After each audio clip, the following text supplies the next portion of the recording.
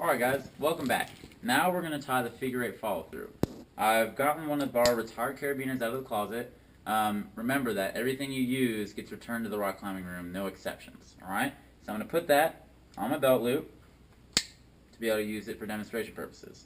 Alright, so what's great about this is that all you got to do the figure 8 follow through is tie the figure 8 first. The easiest way to do that, grab your tail end, get a full arm's length, and then now you have a loop. That's where you're going to tie your figure 8. Alright, so once again, remember that you're going to go around the back, over the front, come up through the back loop.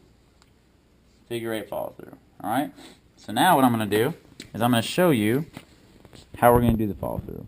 Alright, so the easiest way to do this is to take your tail end, go through a carabiner, alright, and you're going to bring the 8 all the way as close to you as you can. Alright, so like that. That's a good length.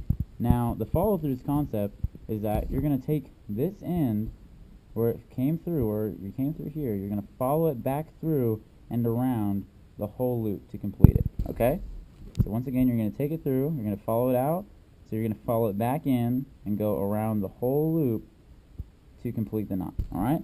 So I'm going to grab my tail end, I'm going to go in where we came out. So that means I'm going to go in right here. So I'm going to go in, and notice that this end came underneath this line. So I'm going to go underneath that one. Alright? And in climbing, you don't have to make everything tight right away. You can let it loosen because it'll tighten on its own. Alright? To finish this, it comes around. So I'm going to follow it around. I'm going to take my room, make sure it follows around. Alright? And then it goes underneath this part of the loop. So I'm going to grab my tail end, make sure that I go underneath that part of the loop. Alright? So now I'm going to do a little adjusting here. Alright, so here's where I am at so far. So it came underneath, and the last step to finish off my loop is to come around and underneath. Alright, so I'm going to come around underneath, and I'm going to go down through this part of the loop. So I'm going to go down through that part of the loop. And that is a figure 8 follow through.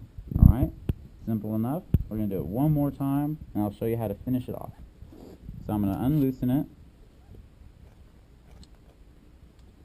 Alright, back to square one. Alright, so now we're back at square one. Here's your figure 8. I'm going to follow it through.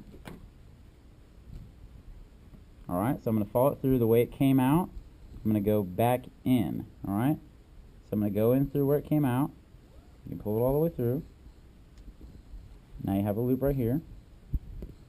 Alright, using your tail end, you're going to follow it around the loop. So follow it around.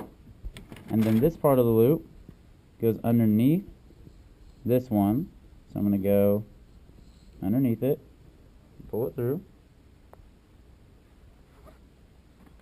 Alright, and then notice that here's your tail end still. Your main line went underneath that loop. Alright, so it comes underneath that loop, and then finish it, you're going to go down through that hole, following the other one. Alright, so I've gone down through, figure 8, follow through. Alright, to finish off the figure 8 follow through, what you're going to do is you're going to tie a safety knot. Remember how to tie a safety knot? You put your thumb on the main line, you got your tail end, you're going to wrap around your thumb, do 2 loops for your double overhand, pull your thumb out, place your rope in. Adjust it as close as you can get. Now you're ready to climb.